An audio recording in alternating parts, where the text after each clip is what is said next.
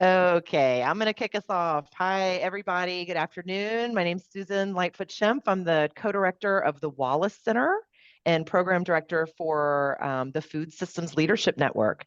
And I am so delighted to have the honor of kicking off this new national community of practice for community food projects. This is an amazing program, Community Food Projects. It's invested in so many amazing communities and such good work over the last, almost 20 years of the program being in operation.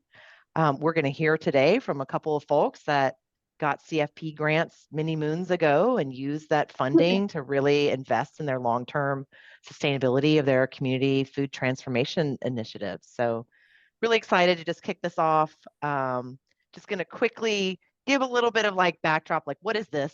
Where are we at? Who are we? So the Wallace Center is partnering with the Institute for Social and Economic Development. That's Andy and Emma, and I think Hugh is in here somewhere, to deliver support, technical assistance, training, support to community food projects grantees. ISED got the National Technical Assistance Grant for providing that, for being that role, like the National Technical Assistance Center for Community Food Projects grantees. And we, the Wallace Center, through the Food Systems Leadership Network, are a sub-awardee. And our role is to help bring together peer learning opportunities like this.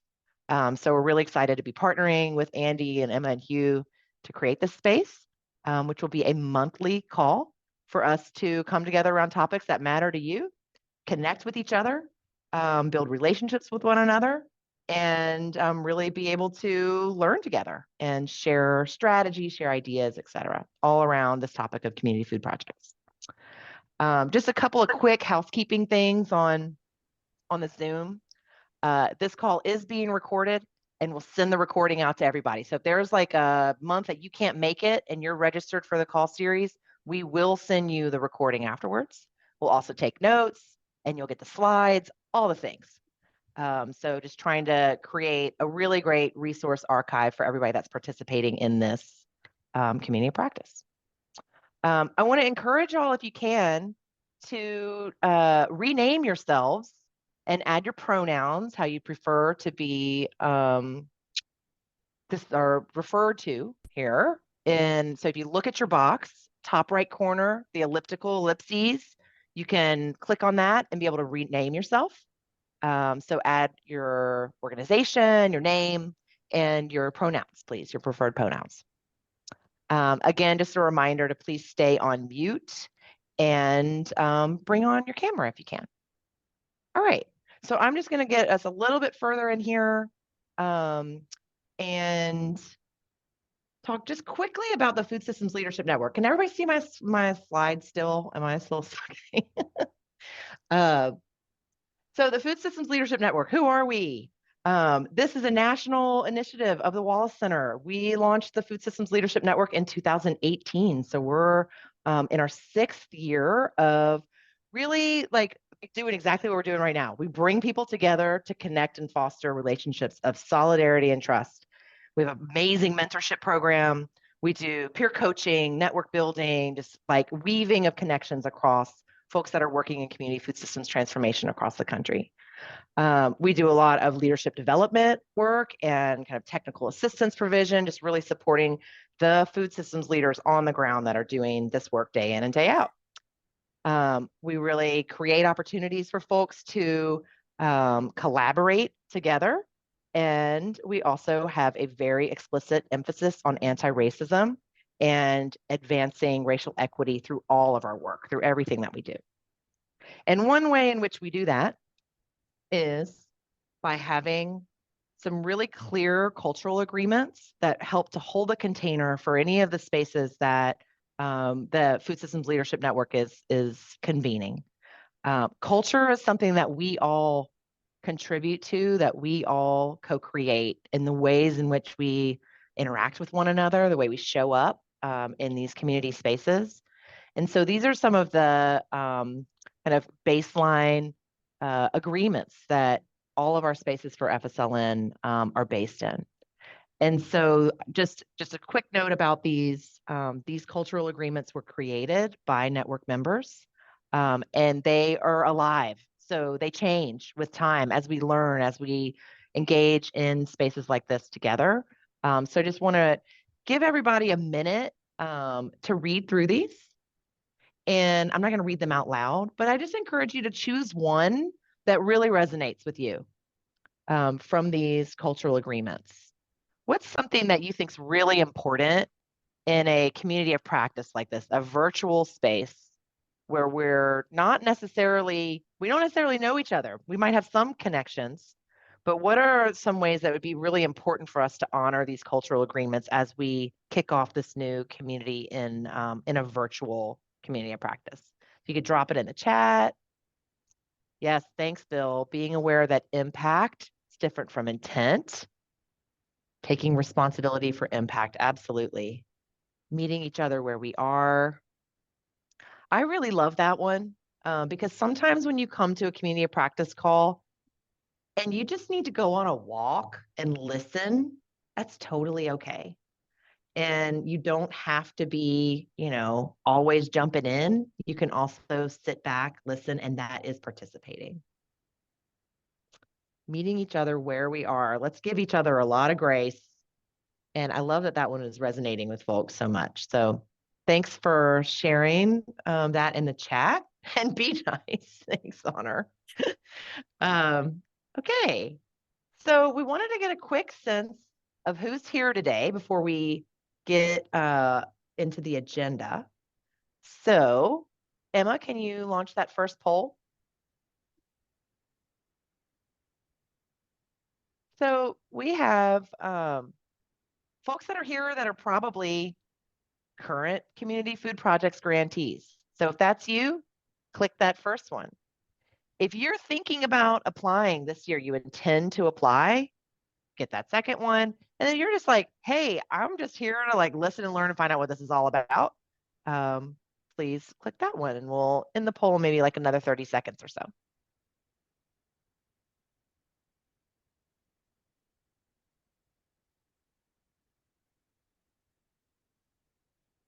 Small handful of y'all that haven't done it. So if you haven't filled out the poll yet, just click something.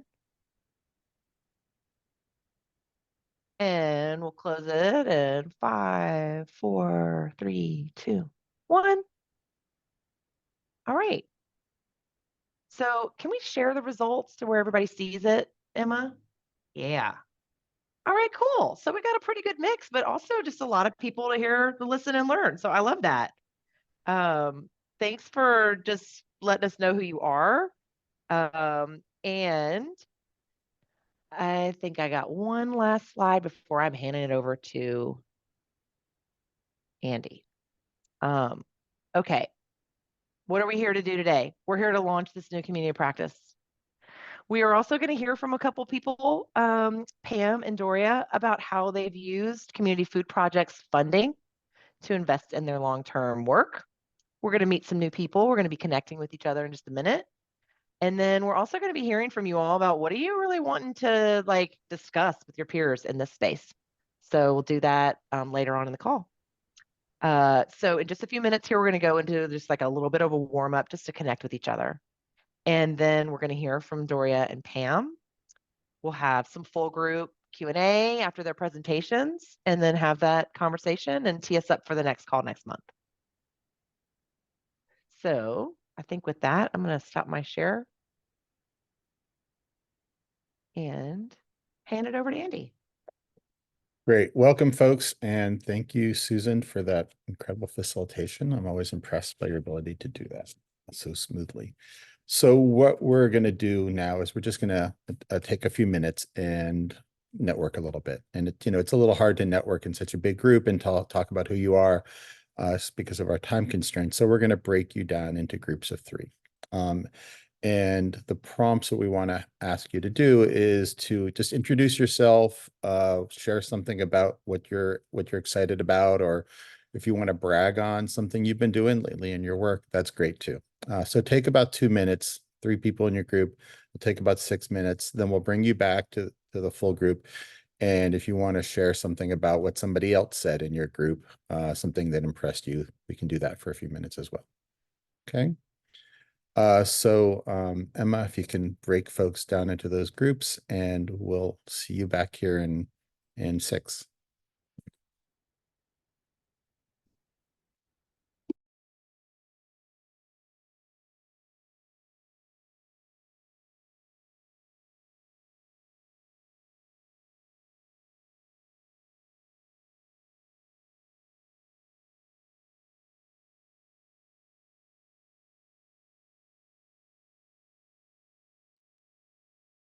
You guys see where you can join the breakout room?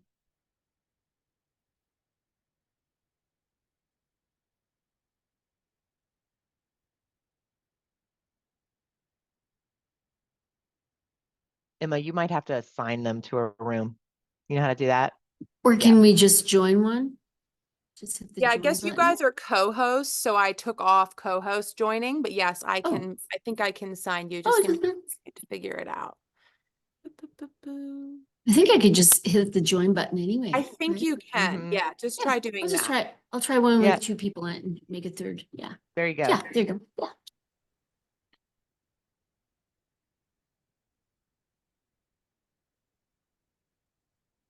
So we have one new person who just entered. Patricia. Hi, Patricia. Um,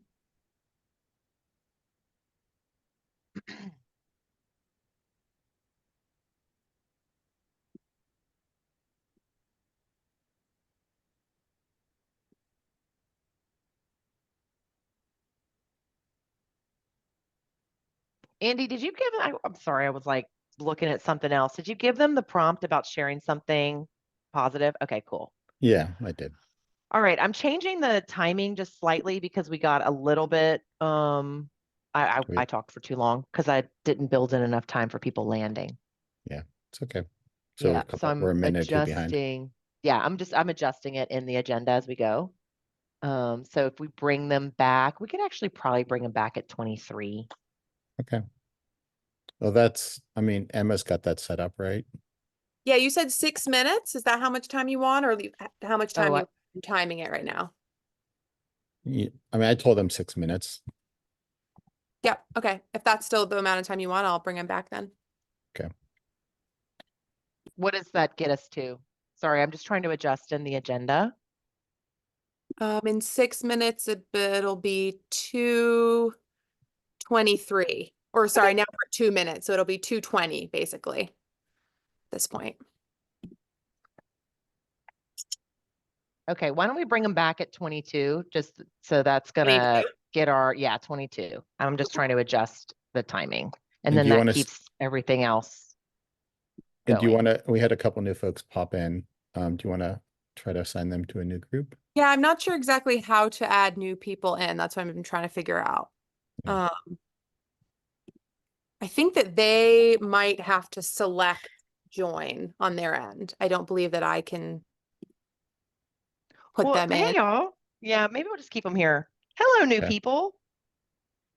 Hey, So everyone. everybody else in the community of practice right now are in small breakout groups, just kind of connecting with each other and doing introductions. So we could do that here. So if you're here, I think a couple of people may have stepped away from their computers, but if you're here, please unmute, say hi. Where are you calling in from? Good afternoon. I'm Hi, Dennis Plummer. I'll jump in. Oh, go ahead. Go ahead. So I'm Dennis Plummer. I'm Chief Strategy Officer with Meals on Wheels New Mexico, and just learning about what this group is doing. We're heavily involved in partnerships and community food programs, so interested to learn. Awesome. Thanks for being here, Dennis. Are you a current Community Food Projects grantee? We are not. Okay. We work with the local food bank, so Roadrunner Food Bank, Mhm. Santa Fe Food Depot, and we're part of New Mexico Grown, buying local. And Yeah. so we work on the food and ag committees as well. Did you guys apply this year? Did I talk to you? I don't think we did. If you Okay. did, it would have been Madison. Okay, I did talk to somebody from Meals on Wheels, but Madison Yeah. Calvert? Yeah, exactly. Yeah, I talked to Madison, yeah. Awesome. Well, thanks for being here, Dennis. Yeah, thank you. Patricia, how about you? Where are you calling in from? I'm calling in from Philadelphia. I am the director of an organization called Feast of Justice, and we are a pantry in the area that serves about 3,000 families and really focuses on fresh product, being able to get primarily like produce and meat and dairy, and also some of the other dry goods out to the families in the community. And we are not current grantees, and I've been trying to figure out how we can apply and if it's a fit for us, and how we can really get some more support to sustain the work that we're trying to do in this community. So that's why I am here. Right on. Nice to meet you. Thanks for being here. Maria, hi. Can you unmute? Yep.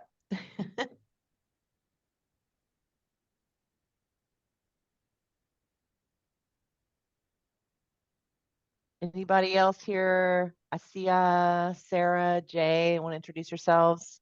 Yeah, hey, I'm Asia Castañeda, in Chicago, so-called Chicago, the home of the Three Fires Confederacy, with Advocates for Urban Agriculture.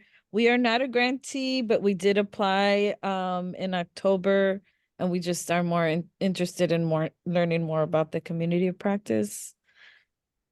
Have you heard anything Awesome. yet, Asya? We have heard that I think decisions are gonna come through in July.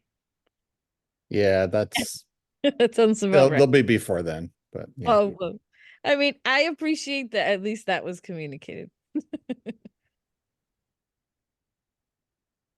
That waiting period is always just the pits. There's a Where song about that. Yeah, we're used to it, but it's all good. I appreciate this as a resource. So thank you all.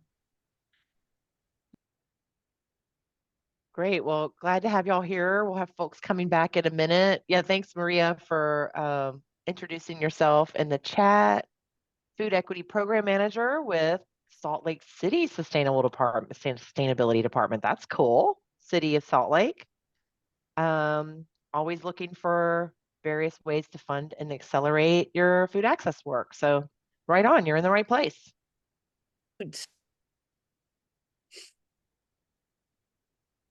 All right, folks are coming back. Susan, how long do we have for people to share?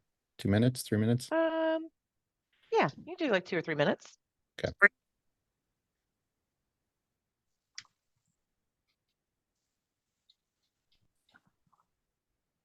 Okay, so as people come back in, I'll let y'all come back in and then we'll get going again.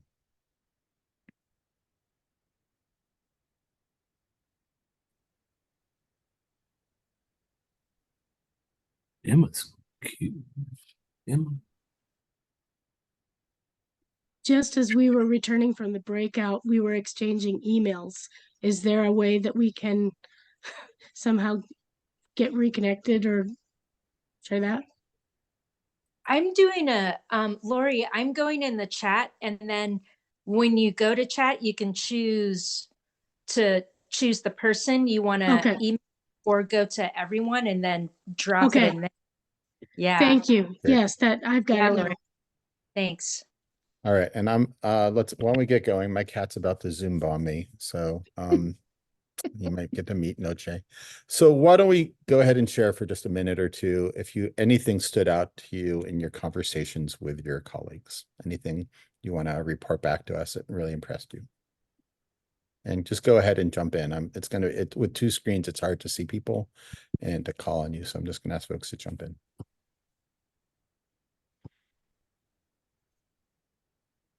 Okay. The reason Maria and I were exchanging emails is because we are both somewhat novice at what we're doing, and to realize we're not alone in our efforts.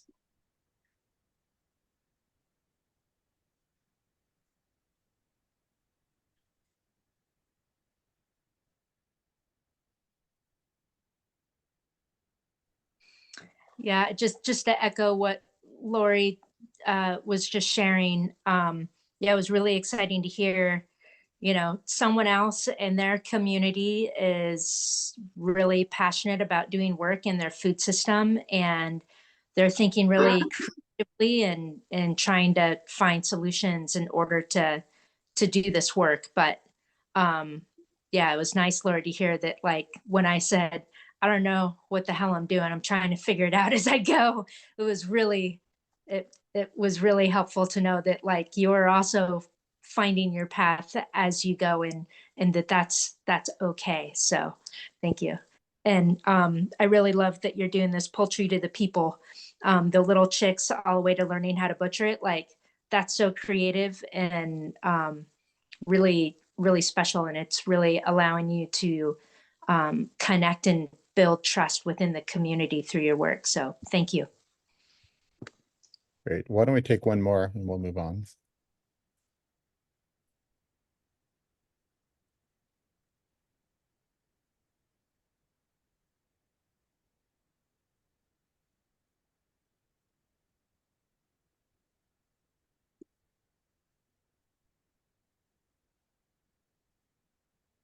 Okay, hearing none, going, gone. All right, so why don't we just move on then?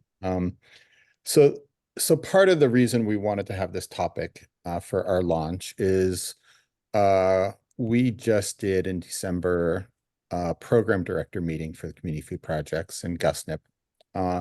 And one of the things that we heard loud and clear from the attendees, all the CFP grantees at that meeting, is that they wanted to meet and hear from previous community food project previous grantees about what they've accomplished over the years. So we thought this would be a great opportunity to really frame how community food projects, which is a very small program, it's only $5 million a year and been up to 10 in the past, how it's had such a large impact on the field and how it's really helped to grow the field over the past 28 years since it started in 1996. So we thought about two speakers we wanted to bring in, two well-known folks who are doing some amazing work in the communities, very different kinds of work in very different communities. So we want to highlight those examples for you and have them tell their stories about what they're doing. So the first speaker I wanted to introduce is Doria Robinson, who is located in Richmond, California, in the Bay Area, in a neighborhood or in a community that's very much dominated by the oil and gas industry, big refineries there.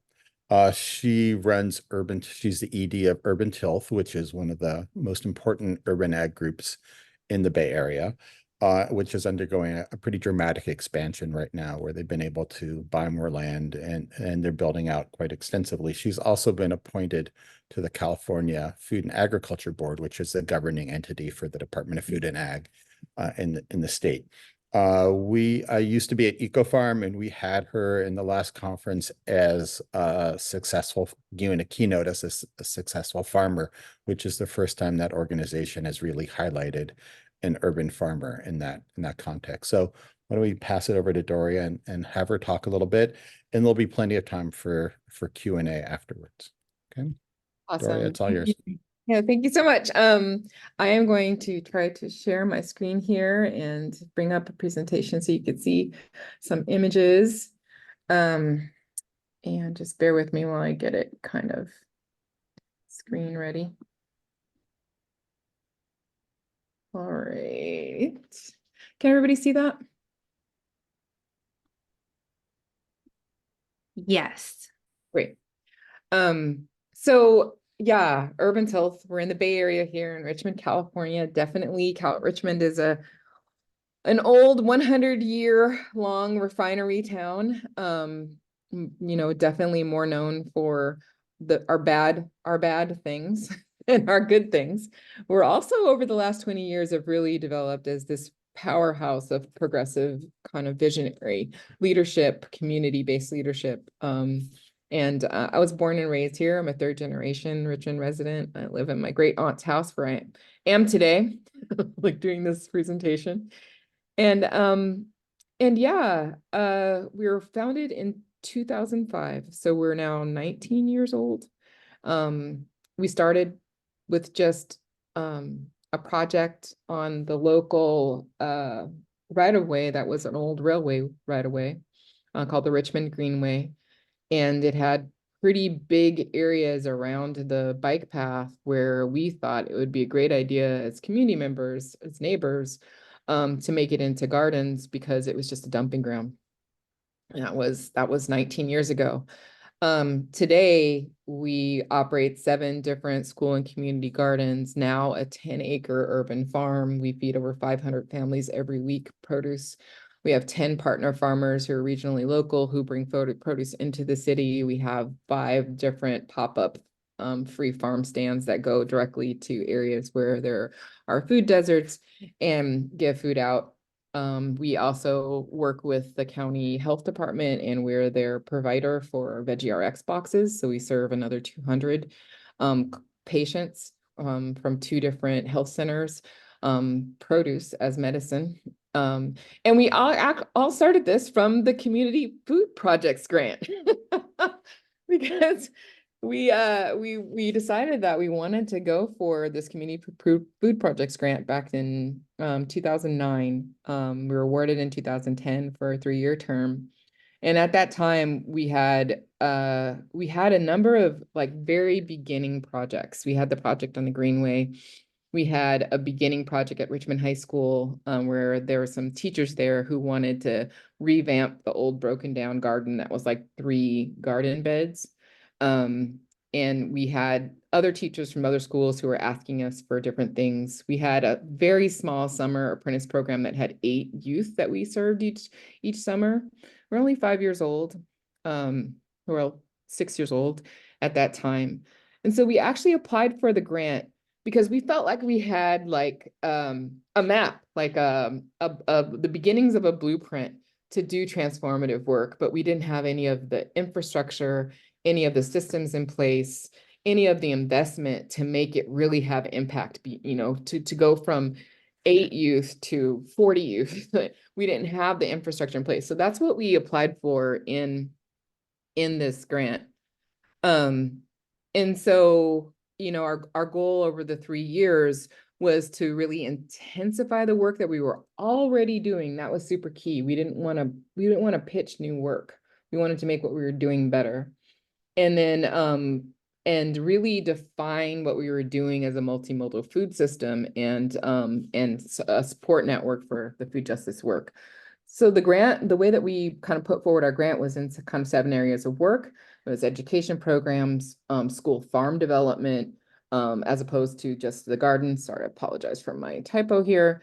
Production farm development, that was one new thing that we wanted to do. We wanted to actually have a dedicated production space that wasn't necessarily a community garden, so that we can really impact people's plates and not just have it be a kind of an experiential thing. And we wanted to improve and get more structure to our youth apprentice program. We wanted to improve our feeding and foraging programs. We wanted to see what we could do in terms of food provisioning in schools. And of course, all that needed organizational infrastructure in order to support it. Because even though we weren't really creating new programs outside of the production farm, we knew we were going to need more administrative infrastructure to be able to support all this stuff.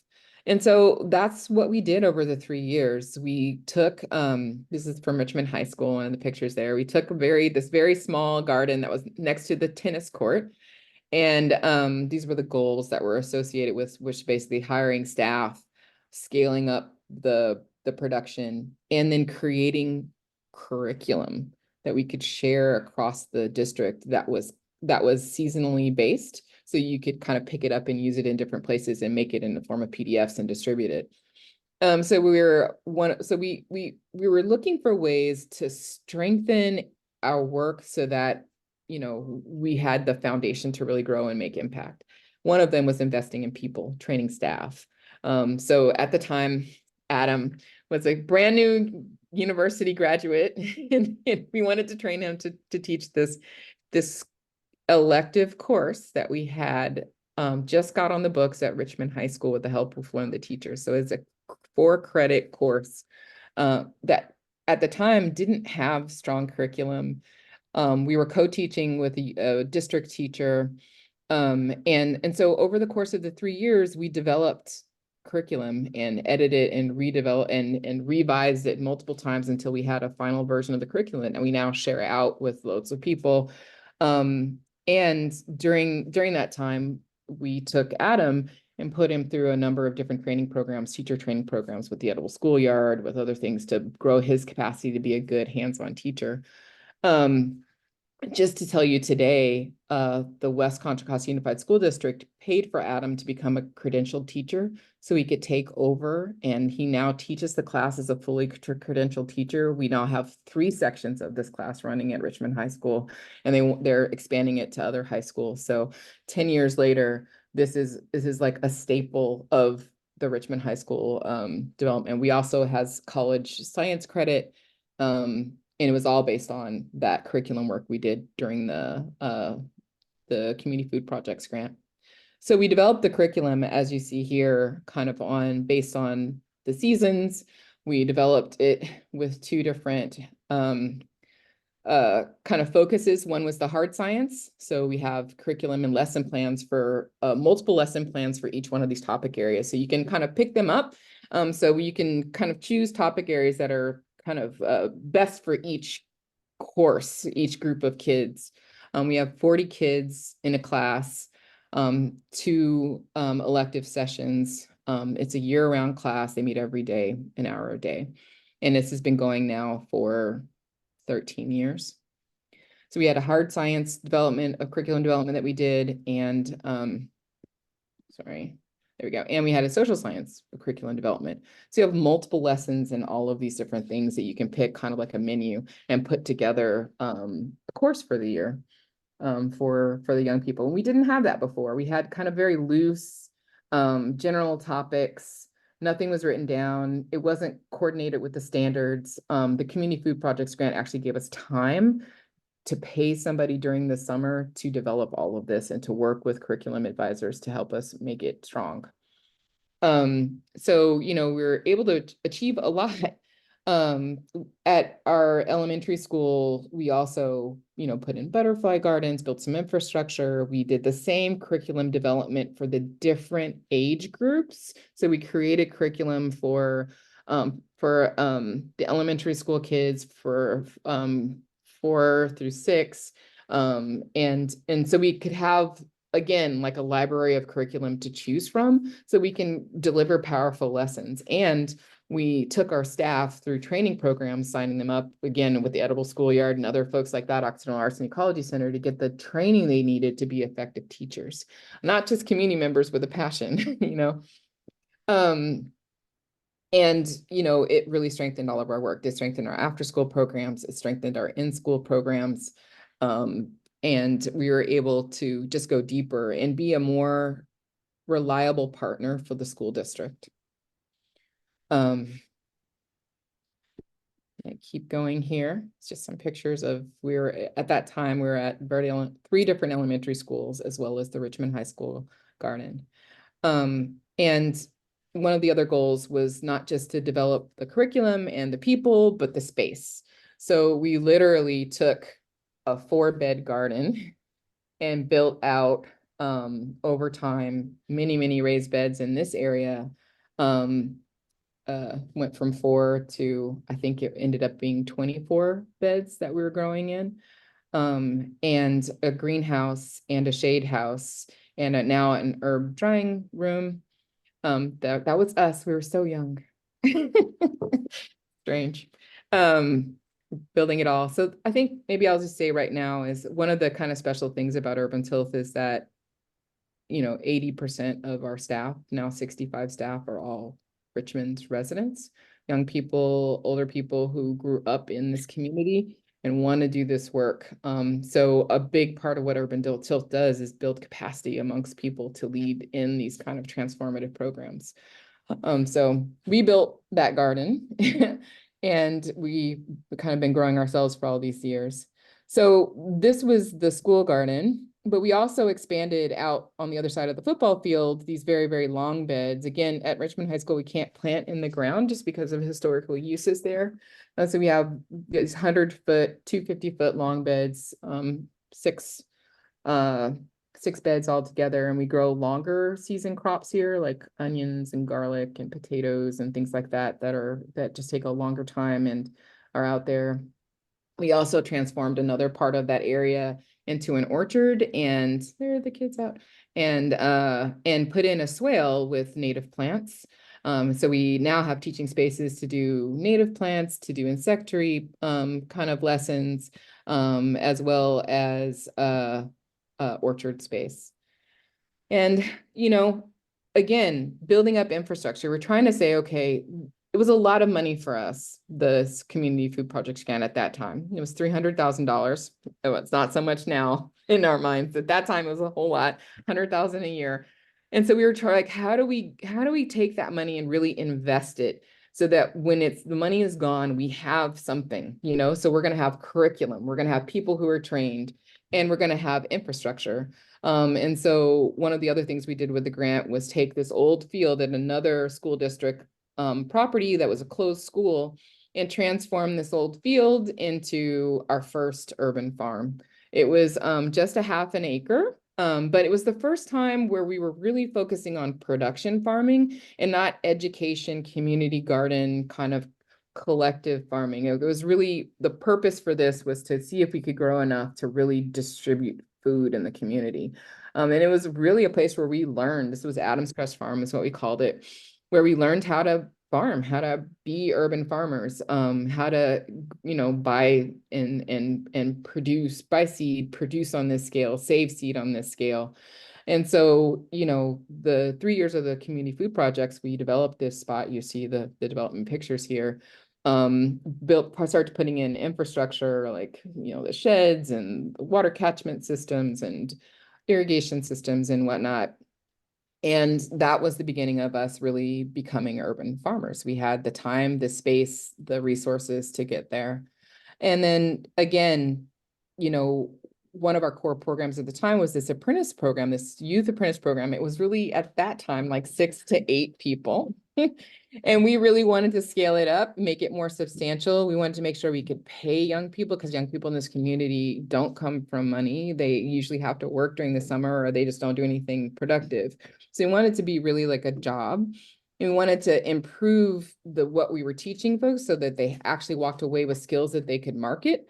And then make the programs better, like actually take them on field trips so we can afford to buy a bus, and take them on a camping trip so we can get them out of the city and expand minds, you know?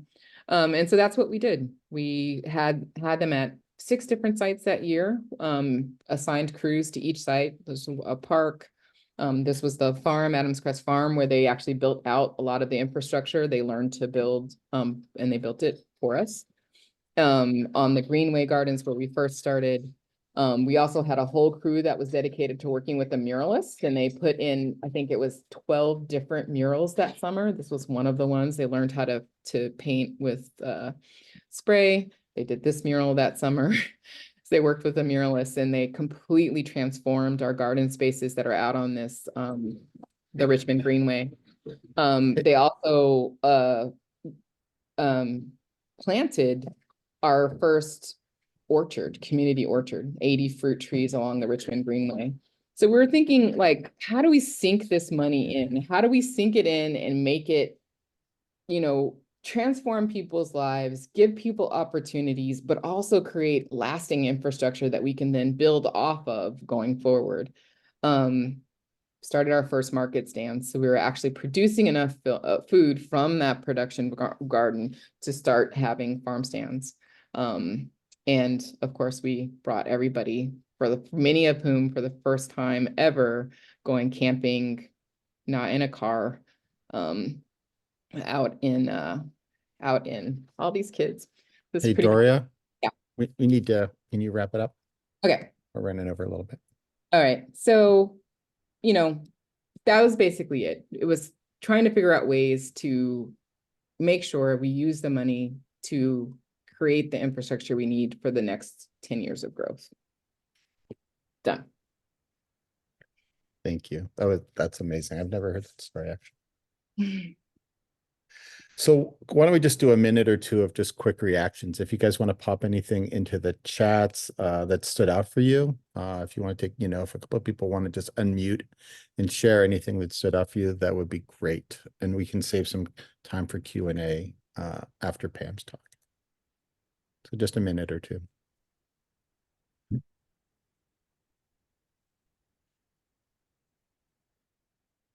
Sorry, I I put forgot. this in the chat, but I really love that way you said that, like sink the money in, just the visual of it, of the investment in leadership, in the curriculum, in the actual physical infrastructure. Like those are all assets that last. And I mean, here y'all are, 15 years later and have built so much upon it. So congratulations. That's really extraordinary work. Thank you, Doria. That was fantastic. I appreciate your time and your wisdom and your leadership. I think we're going to move on just in the interest of time. Our next speaker is Pam Roy, who is the executive director at Farm to Table, which is located in Santa Fe, New Mexico. She's also a longtime Santa Fean. I think that's what you would say. She's been there for a while, and she's done a lot of work on building food policy councils in the city of Santa Fe and New Mexico, a lot of farm to school work. It's a lot, she's been instrumental in just so many policy victories in the state of New Mexico and in Santa Fe. So Pam, floor is all yours. Thanks, Andy. Thanks so much. It is a privilege to be here and see so many of you, and Dora, I just love what you all are doing. I mean, that is so inspiring to me as I continue to do this work with a lot of different people here in New Mexico. And it does take us all. And to Andy's point, yeah, this has been a wonderful ride, I will say. My work came out of many years ago, 3 decades ago, really helping to start farmers markets here in New Mexico. And then what are the things that we learned from that, right? And way back then, which are things that many of you are totally focused on now, are back then we didn't have EBT at farmers markets. We didn't have, SNAP, double up food bucks, right? We had the dollars themselves, food stamps, just starting those programs. We didn't have the WIC Farmers Market Nutrition Program, but we helped to start some of those things in our tenure at starting farmers markets and building out farmers markets in the state. And that was back in the late 80s and early 90s and then into the 90s.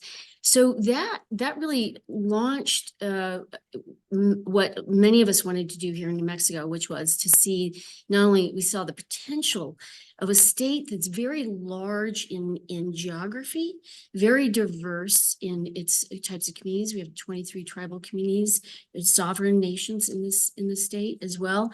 And then also we are considered, as they say, a small farm, small ranch state, small to medium size. So how do you create these opportunities for farmers and ranchers and communities to really build out a local food system? And honestly, over the 3 decades, that's what we've all been doing. And I have some of my teammates, partners here today. I see Dennis Plummer is here today with Meals on Wheels, and Meredith Lorenzo, who's with the Food Depot, who now has one of the newer federal programs, the local food purchasing program, and they're doing an amazing job. And they're part of the story that I'll share a little bit more about. So we started Farm to Table as an outgrowth that said farmers market work, and we saw that relationship, as Andy mentioned, we do a lot of policy work. We saw the relationship with policy and advocacy and saw that as a very key and an important thing for us to lean into. And nobody else was doing that in the space of really focusing on food and farming and the environment and health and all the intersections.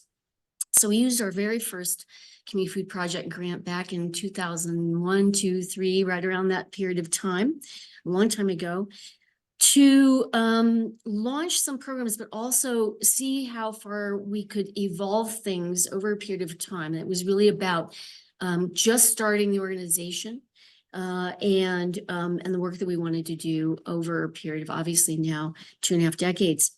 So 3 legs of that stool. One was to really focus, as I mentioned, on the policy work. So it helped us to launch the New Mexico Food and Agriculture Policy Council, now one of the longer ongoing statewide food policy councils, and really then dig into what are many of the issues around our state for farmers and ranchers, food gaps, all kinds of things. Secondly, we are also on the front end of farm to school. So I love Doria's story, and I think many of you in this space probably part of farm to school programs or know some of them in your own community. It was a newer idea back then. We were on the forefront along with Andy and others to help launch the National Farm to School Network, because we saw that as an opportunity for us to learn about farm to school, learn with each other. But this helped us start farm to school in New Mexico. The third leg was we really wanted to continue the innovation and continue to find those market opportunities for farmers and ranchers, and now what we call food hubs and coordinated efforts among organizations, build out of farmers markets too, as I mentioned before. So and then the fourth leg on that 3-legged stool was really to provide some capacity not only to our own organization but to other communities to actually be able to apply for federal grants around these kinds of initiatives, and then to co-coordinate and co-collaborate and co-partner on things. So that's kind of the background of what we did. I'll say now I will do sort of fast forward. And I think what I'm going to do is actually use our own website to give you a little idea of what we're doing here in New Mexico. Can you all see my screen? Yes. Can you see it? Can you all see my screen? Yes. Okay, good. Thanks. Just want to make sure. So just very briefly, I'm not going to use this for the whole term, but I just want to, it's a good way of sort of sharing a little bit about what we're doing. So you can see farmland, a lot of farmland work we're doing here in New Mexico, and a little bit about our programs. We now are the urban agriculture partner, not a competitive grant, but an actual partner with USDA and our state farm service agency to develop new opportunities for farmers and ranchers and food hubs in New Mexico. We are launching that this year, working with folks around the state and about to launch a microgrant program. So just a little bit about that. And then to dig into the policy work, and this will be sort of the story, right? Our New Mexico Food and Ag Policy Council, we have an initiative called Food and Farms Day.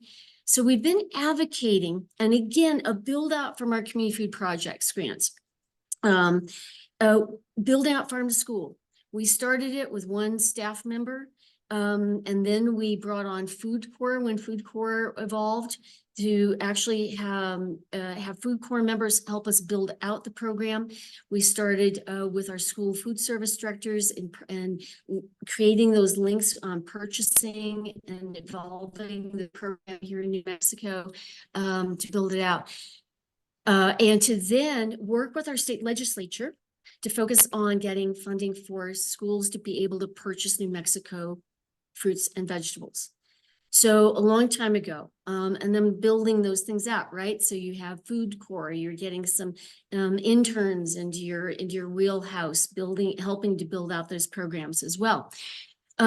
So fast forward over 20 years of working towards a little bit of funding with our legislature, getting our state legislature actively involved, applying for a couple of USDA farm to school grants. So then building off of community food projects, adding to that, looking at other funding opportunities, and also the outreach and assistance for socially disadvantaged farmers and ranchers. Those 2 bigger pots of funding helped us focus on farm to school and then continue to evolve farmers into this work as well. So with farm to school, a little bit of funding from our legislature, helping us learn with the school districts. That is now built out to last year. We were able to pass, because of our food policy council, So to show you here, our Food Policy Council last year, many of us, along with my colleagues here in this space, I mentioned before, we have now the Healthy Universal School Meals Program here in New Mexico. And that was $22 million last year, $41 million this year, along with another almost $20 million to bolster the rest of the year for the school district. It includes the New Mexico Grown program that also includes schools being able to purchase meat along with their fruits and vegetables. They are now utilizing their federal dollar program. So the idea that schools can then learn how to use their federal dollars as well as a bit of a state incentive has built out this program. So now the idea is it's in statute. It is being funded annually, and that funding built out at multiple millions of dollars. And to give a great example of one of our school districts, Roswell School District, in a rural ranching region of our state, they have about 14,000 students in their school district. Kim Meeks, the school food service director, is using all of her federal school meal dollars, $900,000 to purchase New Mexico grown and raised meats that are then processed at a facility right nearby and go right back into her meal program. And in addition, she's buying fruits and vegetables from her local farmers in the region. So an example of how you build out where you're actually looking at nutrition programs like schools. We're now one of the early on states to do farm to senior programs. So those programs are working hand in hand. Our senior centers are working with our school districts and with early child care. So just this picture is part of our Food Policy Council, just so you know. And then through our advocacy, legislative advocacy this year, this is our most recent. We just had this big event. And if you want to explore some ideas, we also highlight farmers markets. Oh, oopsie, young farmers programs. Acoma Pueblo, Bernalillo County, the Grow the Grower program, which are many of them are immigrant farmers here in New Mexico that we're partnering with as well. Acoma Pueblo, they're doing a lot. They have a food corps conservation corps program there. You can also look at links on videos to see what these are, and they're just like 1.5, 2-minute videos as well. Feed the Hood. This project, Feed the Hood in Albuquerque, is one of our urban agriculture programs as well. And then we have a whole program that really awards all of those school districts, the senior centers and early daycare centers to help really evolve, show the significance of what people are doing across the state and collectively. One of the things, so I mentioned universal school meals and that's been the build out that's bringing millions of dollars into the pockets of our farmers and our ranchers here in New Mexico. Secondly, and this is where my colleagues, Dennis and Meredith, who are here today from New Mexico, have been working wholeheartedly on this. An initiative called the Food, Farm, and Hunger Initiative is what started. Our idea was to take something like an omnibus budget, a big idea, coordinate more. Now it's about 8 agencies: agriculture, health, environment, education, and Department of Health, Human Services as well, and collectively ask all of those agencies. So our New Mexico Food and Ag Policy Council, basically as its growth, a part of it, growth working with these agencies, ask them to collectively work together across all kinds of programs: farmers markets, farm to school programs, food assistance programs, and then help to develop the coordination amongst those programs. And then took that to the legislature 2 years ago and last year, and then this year, the Food Initiative, and requested funding for those programs together. So last year, that funding was $24 million across those programs, plus additional, and then to start the Universal School Meals program as well. And this year, it's the collective, that was the first year. And then last year it was $58 million. And this year, in combination, all of those things collectively together, in the last 3 years, it's close to $161 million into our local food systems, and into our farm to school programs. And the majority of those funding is going back into our local communities. And just to finish off, a couple of things. Again, this is a good shout out to my colleagues like Meredith, who's here who now is, their organization is the partner with our Department of Agriculture for the local food purchasing assistance program. Because we evolved and developed an approved supplier program where food banks, schools, senior centers can go and find farmers who are ready and ranchers who are ready to sell to schools, and coordination amongst food hubs as well. They're leveraging federal dollars, and Meredith, I don't want to put you on the spot, but I think it's about $4 million. Our Double Up food bucks through the Food and Nutrition Incentive Program over 4 years, between the state and the federal, leveraging $8.8 million in New Mexico. For a small state in the sense of population, with a high need for food security, these programs are leveraging federal dollars, and we started together, one by one. And I'll say one last thing about farm to table, and how the importance of being able to have internships. So with Food Corps members, AmeriCorps members, Congressional Hunger Fellows, my staff now, or my former staff, have circled out to lead the farm to school program at the Public Education Department. My colleague Kendall Chavez, who came to us through Food Corps, is now the Food and Hunger Coordinator for the Office of the Governor, Governor Michelle Lujan Grisham, and she is leading the food initiative that I mentioned, these multi-million-dollar initiatives. And then there are people like Meredith who are with our food banks who are rolling out these programs in amazing ways. And Dennis, who's here with Meals on Wheels, who's just doing an amazing job as well. And we're all connected, and we all see each other in this together. So I'll stop there. And all right, that's thank you, food Pam. initiatives in CFP. No, thank you, Pam. No, it's a pleasure to hear that in one place. I appreciate it. So we wanted to leave a little bit of time for Q&A. I think in lieu of me dominating and asking questions, I just want to open it up to y'all. If you want to put some questions in the chat, I will read them off, and of Doria and Pam. And we've got about not a lot of time, maybe 6 or 7 minutes max to do that. So if you want to put those questions in the chat, and we can get going on that. Thank you.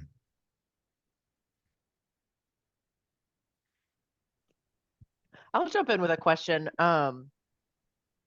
CFP is kind of a complicated program, right? With all of the objectives and deliverables, et cetera. I just wonder if y'all have any tips or suggestions for how to have like a focused but not overwhelming program. Because even Doria, when you were talking about all the different things, I was like, wow, they did a lot of stuff. And I mean, it's amazing stuff. There was a lot going on there. So I'm just curious, like, how would you recommend that folks think about scoping a project at the right scale? I mean, I can respond really quick. And I think that the reason why we were able to kind of survive that grant was we didn't pitch anything we weren't already doing. What we were doing, we were already doing it. We were just doing it under-resourced and like extremely under-resourced. And so this brought resources in so that we could actually do what we were already doing with actually more ease, because we had funds to buy, to hire staff, to build out the infrastructure. Like we had the time and we had the funds to focus in and do things right, and not just do things by hook or by crook, And I think that was our big thing. And then the second thing, honestly, was hiring somebody who was focused on the administrative part of administering the grant, like making sure the reports got in, making sure that we documented everything, putting in the documentation systems, like having somebody dedicated to that saved us. It would have been overwhelming. Outside of that, because we just pitched what we were already doing, it was kind of easy to continue doing what we were already doing, just doing it better. I love what Doria just said, because ours was almost the opposite. Our very first CFP grant was actually to help us launch things we hadn't started, that we wanted to get off the ground. And I'd say the importance around CFP that I loved back then, I still appreciate, is that because it was a 3-year grant, it not only encouraged us, but we had to have our partners in place. So we really had to think through what was going to be, what we really needed to launch some fairly significant initiatives. And almost all of those initiatives are still in place, and of course are now they're really their own entities, their own capacity building. And I want to absolutely agree with Doria. Use these grants to actually give yourself that administrative support. I won't apply for a grant anymore, especially a federal grant, unless I'm able to really be able to bolster the administrative and reporting side of things. So, yeah. That is a great lesson. I think we've all under-resourced ourselves in that area over the years. Well, you know what, I was also going to say, actually, to Susan's question, one other thing. If you are just starting something, start small, apply for a planning grant. And not only with Community Food Project grants, but also like National Farm to School Network has the turnkey grants. Apply small, start small, do a planning grant, figure out what you need, and figure out those partners so you don't have to put that 1-for-1 match in, even though we're advocating for less match on these, because we know that's hard too, but you can start small.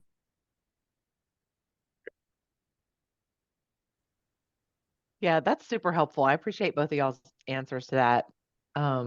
Something just like for what it's worth that we've gotten pretty good at with our federal grants and even foundation awards is to build in the first phase, which is just like standing up the project, creating like the project management practices, setting up all the systems and like building that into the work plan, but giving yourself 3 or 4 months on the front end that's written into the project. And then you don't feel like you gotta immediately hit the ground running, but you give yourself just a little bit of breathing room to set up those kinds of administrative systems. Okay. I was gonna say, I think that's right. Like we definitely, that was one of we actually wrote this grant with a contractor, and she helped to advise us in our work plan to leave a lot of space to set up systems, to get people hired, more space than you think you need, because you never know what will happen. If you get it done early, that's great. If you don't, then you have time, So yeah. And also I think the other thing is, these grants are also NICD grants, but they help us, they provide a safety net for us to learn, to explore, to experience, and succeed, but also find those things that maybe we don't want to do again, right? Or maybe are not the right path. And so never be afraid of, I don't like the word failure, but, think about the things that not everything has to work perfectly. The idea is you're affording yourself the capacity to build and learn together. Secondly, I would say partners are absolutely the number one reason why we've been able to evolve to do many different things over 30 years. And that many of us are still in that circle together, and we've helped each other evolve together, and be strong together.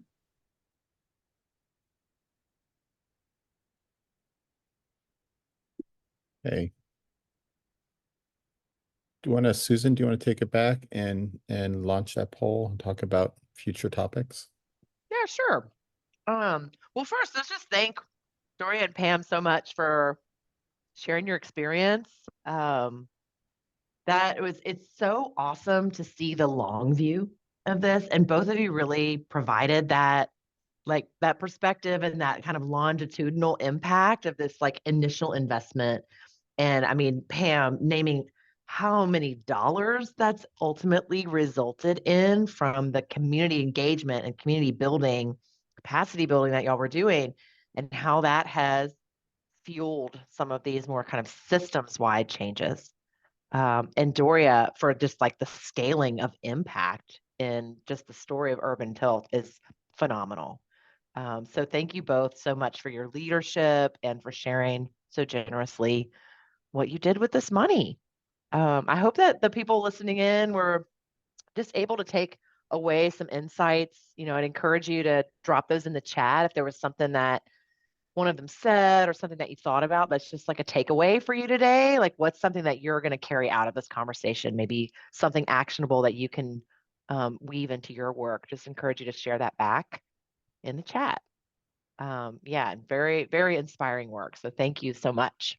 We're going to just quickly shift gears. We just have a couple more minutes here before we close at 15 after the hour.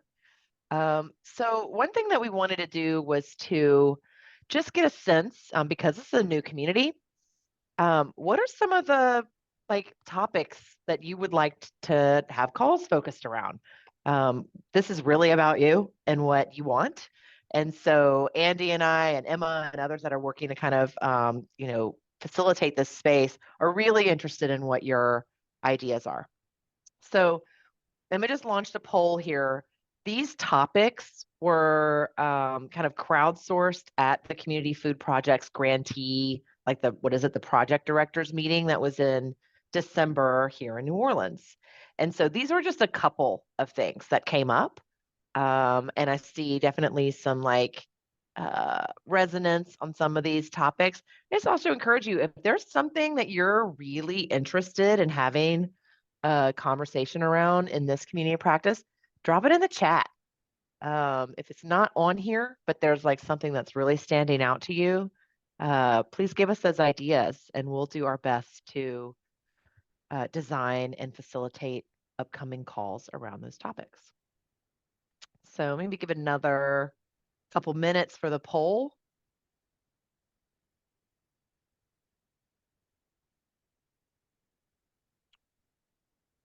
And let's see. All right, so it looks like effective collaborations. That's isn't that the nut to crack in all of our food systems work around learning how to collaborate better and more effectively. So not surprised to see that coming out with the most responses. And also some info here about community engagement, others. I think we could probably end the poll and show everybody the results. Here we go. So cool. Thank you. Collective advocacy, I see. Oh yeah, Leah, I appreciate you putting that in there from an advocacy perspective. And CFP, you're right. It's tiny. It's what is it, y'all? $4 million something. It's 5. Okay, 5. It needs to be triple that. So great opportunity right now with Farm Bill being as dragged out as it is. Maybe the window has not closed for CFP advocacy. So that's a really great point. Thank you for adding that. And please, if there's other ideas that you have for future call topics, let us know. Drop them in the chat. I think we're pretty much there at the top of the hour. I want to, again, just thank Doria and Pam for being so generous with your experience and your insights. Want to encourage people to drop any takeaways in the chat. And Bill, thank you for sharing all these resources. Been seeing those come in, and I've got them opened in my browser to check them out later. So appreciate that. For the next call, which this is always going to be the Community Food Project's Community of Practice, is the 4th Wednesday of the month. So our next one is March 27th. And the guest speaker next month is Reverend Flynn from the Flint Economic Development Corporation. If y'all haven't met Reverend Flynn yet, he is an extraordinary human being who started a whole cooperative movement in Flint and is just very dynamic and really passionate about cooperative models and how to get them funded and how to get the kind of pull together the different investments and grants to really be able to pull those together and why. So really encourage you, if cooperatives and funding of kind of food access retail operations is something that you're interested in, it's going to be a really dynamic call. And I think with that, we can close out. So encourage y'all if you want to unmute, say goodbye, say thank you, give some love to the speakers, and we'll see y'all next month. Thanks, everybody. Thanks so much for everything you all do. Great presentation. Great job, Thank you. everybody. Very inspiring to see the Thanks, work being Andy. done. Thank you, Pam, Doria. Thanks, Doria. Great to meet you. Yeah, Thanks, Emma, for all the tech support. thanks. Exactly. Thank you, Emma. Yeah.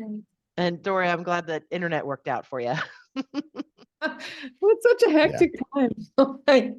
I'm sorry I went over. I just was. Oh, it's okay. That's- We worked it out. Doria, you were awesome. Oh, I There's love so hearing much all to the tell. going. Oh my Yeah, it's a gosh. lot of story behind these things, and it's difficult to get it into a short amount of time. So y'all did great, and we were just adjusting as we went, so it was totally You all are fine. very, very kind because you know me, I can get carried away. I mean, it's just Andy's laughing. Yeah, he totally knows, you know. But you know, when you I do too, Pam. I'm terrible about staying on time. My team all knows it too. They'll be like, "Susan, your time was done like 5 minutes ago." Like, Shut up. You know what, it's the passion that we all have for this work and why we're all still here and why we're doing it. And it's so great to see so many people in this, not only in this space.